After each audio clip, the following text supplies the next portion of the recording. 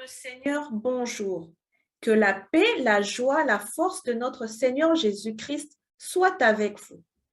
Je suis Priscilla Kaninda et c'est avec beaucoup de joie que je me tiens devant vous pour partager la parole du Seigneur, cette parole qui nous aide dans notre vie de chaque jour.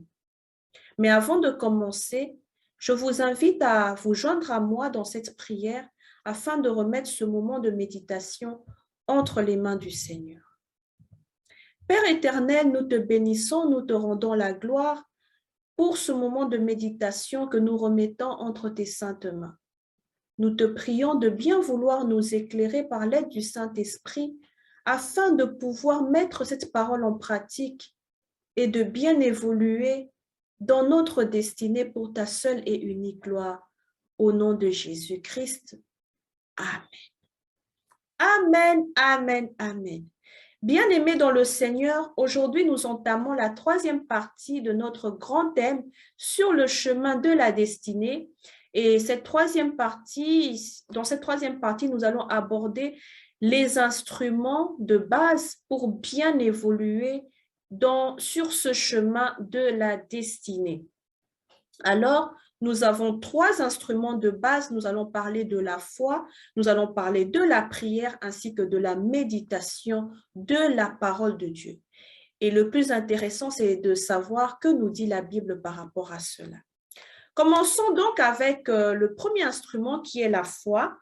Hébreux chapitre 11, verset 6 nous dit ceci. Or, sans la foi, il est impossible de lui être agréable, car il faut que celui qui s'approche de Dieu croie que Dieu existe et qu'il est le rémunérateur de ceux qui le cherchent. Amen. Bien-aimés, qu'est-ce que la foi? Nous allons toujours définir la foi par rapport à la Bible. Toujours dans Hébreux chapitre 11, verset 1, cette fois-ci, la Bible nous dit « Or la foi est une ferme assurance des choses qu'on espère, une démonstration de celles qu'on ne voit pas. » Amen. Bien-aimés, lorsque nous rencontrons Jésus-Christ dans notre vie et que nous l'acceptions comme notre Seigneur et Sauveur, de plus nous comprenons qui est Jésus-Christ. Il est donc important de croire à son existence. Nous devons savoir que Jésus-Christ est bien réel et que son regard est fixé sur nous. Il est donc de notre avantage d'admettre qu'il est là dans tous les domaines de nos vies. Ça peut être dans le travail, dans les études, dans la famille, dans nos projets, même à l'église et dans d'autres. Ayons donc cette conscience de l'existence de Jésus-Christ et nous devons aussi lui être agréables. Nous devons nous engager pleinement dans notre vie et lui être favorables. C'est par la foi, bien-aimés, que Dieu se révèle en nous, qu'il manifeste sa puissance au-dedans de nous dans différentes situations qui nous accablent chaque jour. Et il nous rend victorieux. C'est par la foi que le miracle s'opère dans nos vies. C'est par la foi que nous sommes préservés. C'est par la foi que nous obtenons réponse à nos requêtes et nos besoins les plus élémentaires, mais bien évidemment en conformité avec la volonté de Dieu. Voilà ce que nous pouvons retenir comme premier instrument concernant la foi. Notre deuxième instrument est la prière. 1 Timothée chapitre 2, versets 1 à 8 nous dit ceci. J'exhorte donc, avant toute chose, à faire des prières, des supplications, des requêtes, des actions de grâce pour tous les hommes, pour les rois et pour tous ceux qui sont élevés en dignité, afin que nous menions une vie paisible et tranquille en toute piété et honnêteté. Cela est bon et agréable devant Dieu, notre Sauveur, qui veut que tous les hommes soient sauvés et parviennent à la connaissance de la vérité. Car il y a un seul Dieu et aussi un seul médiateur entre Dieu et les hommes, Jésus-Christ, homme, qui s'est donné lui-même en rançon pour tous. C'est là le témoignage rendu en son propre temps et pour lequel j'ai été établi prédicateur et apôtre. Je dis la vérité, je ne mens pas, chargé d'instruire les païens dans la foi et la vérité. Je veux donc que les hommes prient en tout lieu, en élevant des mains pures, sans colère ni mauvaise pensée. Amen. Bien-aimés, qu'est-ce que la prière?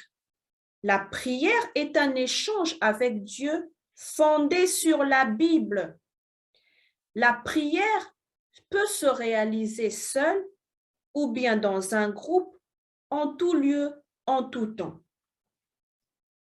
Lorsque nous lisons 1 Timothée chapitre 2, versets 1 à 8, nous comprenons qu'il est bien important de prier, non pas seulement pour nous, mais aussi pour les autres, pour les personnes qui nous entourent, pour nos familles, pour les dirigeants des pays, certains rois aussi, parce qu'il y a aussi des royaumes dans ce monde, et bien évidemment pour toutes les catégories confondues, pour toutes les nations, afin que nous puissions vivre dans la tranquillité, dans la piété, mais aussi dans la droiture, sans oublier dans la paix.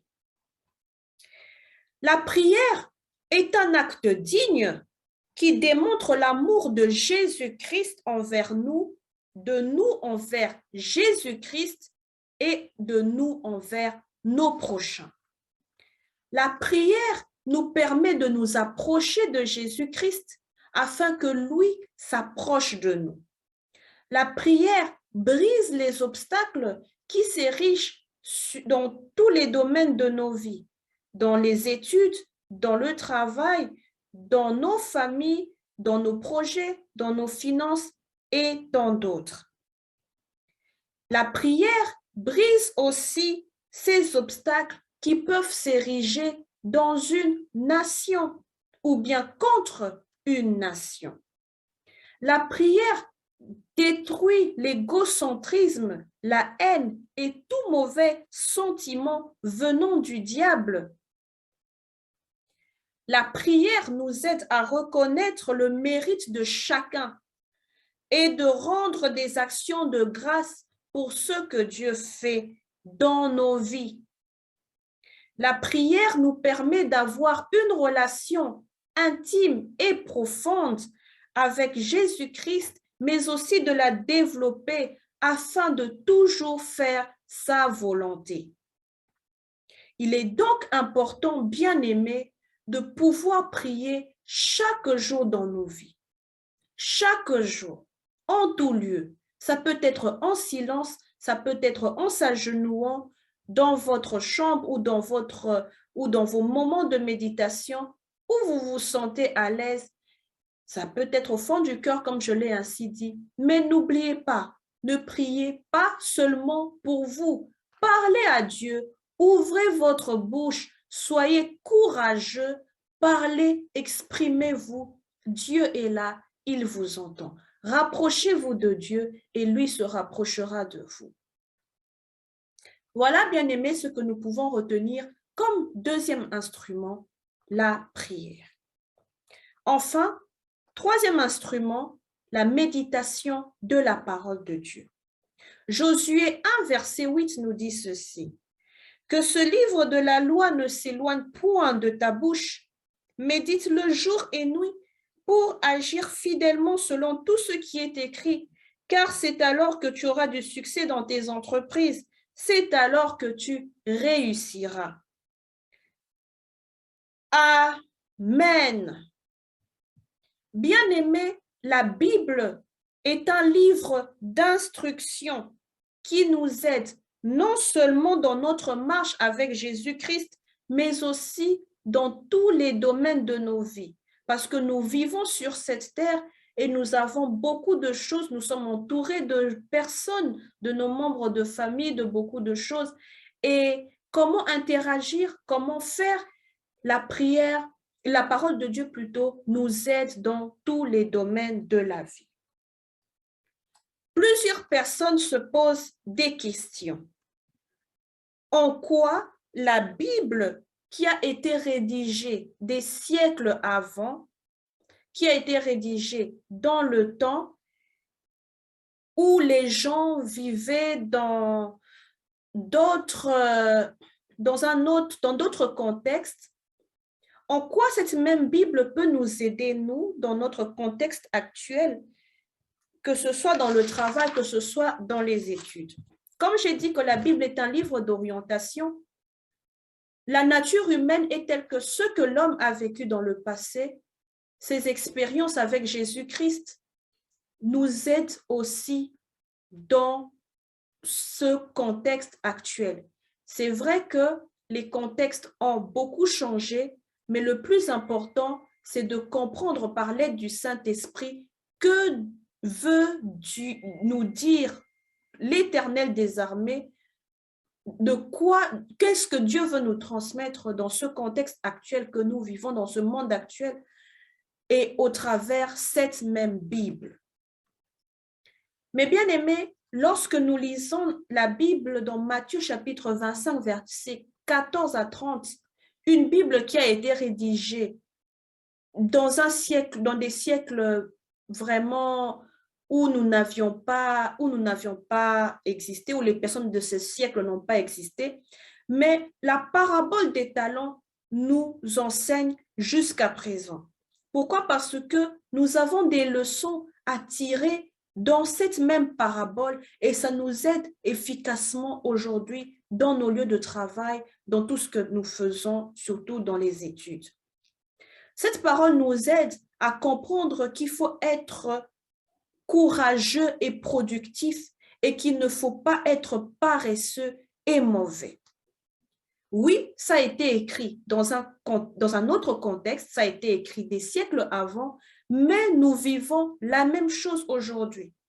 Combien d'entre nous font face, que ce soit dans le travail, que ce soit dans les études, à beaucoup de choses qui peuvent peut-être décourager, rendre paresseux, pousser d'abandonner et rendre définitivement quelqu'un improductif. Lorsque nous lisons cette parabole, nous comprenons que veut Jésus-Christ pour nous. Qu'est-ce que cette parabole nous enseigne? Et dans notre milieu de travail, dans nos études, comment devons-nous faire malgré les vents, malgré les tempêtes, malgré tout ce que nous pouvons rencontrer comme situation difficile pour pouvoir maintenir cette productivité, ce courage. Et aussi à prendre conscience qu'il faut faire quelque chose de bien, être sérieux, chercher l'excellence dans l'apprentissage.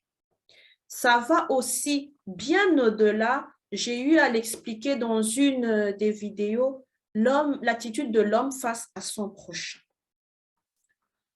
En tant que croyants, nos vies et nos manières de vivre doivent être en conformité avec les saintes Écritures qui jouent positivement en notre faveur et nous donnent le succès malgré les épreuves. Plusieurs versets bibliques, comme à titre d'exemple, nous aident aussi dans notre vie de chaque jour. Je veux énumérer un dernier parce qu'il y en a beaucoup. Quelqu'un peut se poser encore une autre question. Comment la Bible, qui a été rédigée des siècles bien avant nous, que nous puissions exister, peut nous aider ou bien peut m'aider dans ma façon d'interagir avec mon prochain en vue de préserver la paix. La Bible nous parle dans Galates chapitre 5, verset 22 des fruits de l'esprit. Ces fruits qui sont l'amour, la joie, la paix, la patience, la bénignité et la fidélité. Combien d'entre nous vivant dans ce siècle faisons face à des personnes qui sont loin d'être des personnes paisibles, qui sont loin d'être des personnes vivant dans la paix, qui sont loin d'exercer la patience, ou bien la bonté, ou bien la fidélité. Nous vivons dans ce siècle. Devons-nous nous conformer à eux? Non, bien-aimés. C'est pourquoi ce livre d'instruction qui est la Bible nous éclaire et nous aide comment nous devons faire pour interagir avec ce genre de personnes en vue de maintenir la paix. Malgré la méchanceté de l'homme, malgré la discrimination de l'être humain, malgré l'injustice, nous devons toujours garder les fruits de l'esprit tels que décrits dans Galates chapitre 5, verset 22. Et nous verrons par la grâce de Dieu que nous aurons du succès. Nous allons vaincre tout ce qui s'approche contrairement dans notre vie et sur le chemin de notre destinée. Voilà, bien-aimés, c'est tout pour ce qui est de ces trois instruments, la foi, la prière ainsi que la méditation de la parole de Dieu. Je vais bientôt clôturer ce moment de méditation, mais j'aimerais faire un appel. Pour vous qui avez rencontré Jésus-Christ dans votre vie, vous aviez eu à faire la rencontre avec Christ, à comprendre qui est Jésus-Christ. Je vous invite donc à toujours croire que Dieu est réel. Par moments, il nous est difficile d'y croire parce que des fois, nous avons l'impression que Dieu est muet, qui se tait face à certaines situations et nous avons besoin d'une réponse immédiate, ou des fois, nous ne voyons pas Dieu parce que nous ne le voyons pas. Mais Dieu existe. C'est pourquoi ces instruments de base nous aident dans notre marche avec Christ sur ce chemin de la destinée.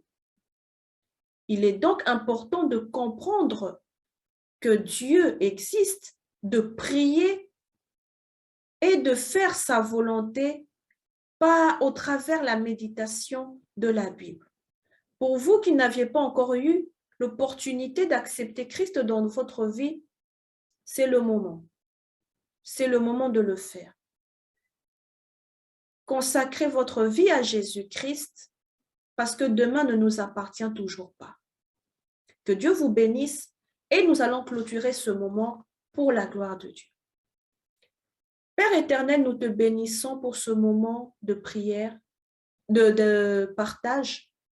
Nous te bénissons aussi pour ce moment de prière, ce moment que nous clôturons dans la prière. Que tu bénisses mes frères, que tu bénisses mes sœurs qui ont suivi cette exhortation et que tu les aides, que tu nous aides tous à tenir compte de ces trois instruments de base pour bien évoluer sur ce chemin de la destinée. Père, nous avons tous besoin de toi et nous te disons merci, un grand merci, parce que tu nous as encore parlé aujourd'hui. Que ce message puisse rester ancré dans les cœurs de tout un chacun et qu'aucun vent contraire ne vienne les perturber. Au nom de Jésus, Amen. Amen, amen, amen. Bien-aimés, je vous remercie pour le moment que vous aviez eu à consacrer en suivant cette méditation. Je vous souhaite beaucoup de bonnes choses, que Dieu soit avec vous et partagez cette vidéo pour la gloire de Dieu, une âme peut être sauvée. N'oubliez pas que votre livre, Le chemin de la croix, est déjà sur le marché c'est sous forme électronique, c'est sous forme d'un livre, un livre que Dieu m'a inspiré pour permettre aux gens de comprendre d'une façon plus simple d'établir au fait d'une façon plus simple le parallélisme entre l'attitude de Jésus-Christ face à la tentation, à l'épreuve, face à la crucifixion et cette gloire que nous devons aussi, que Jésus-Christ a eue et nous aussi, comment nous devons nous comporter face à la tentation, face à l'épreuve, face à la crucifixion, face à pour vivre une vie glorieuse. Comment aussi nos pères dans la foi se sont comportés. Et j'ai écrit simplement pour vous permettre de comprendre cela. Vraiment, que Dieu vous bénisse et ma prière est que ce livre vous apporte beaucoup de bénédictions. Donc, vous allez le trouver sur Amazon, sur BOD, sur Internet. Vous pouvez le télécharger sur votre téléphone à partir de Google Play et tant d'autres. Vraiment, je vous souhaite beaucoup de bonheur et de bénédictions. Que Dieu vous bénisse et au revoir.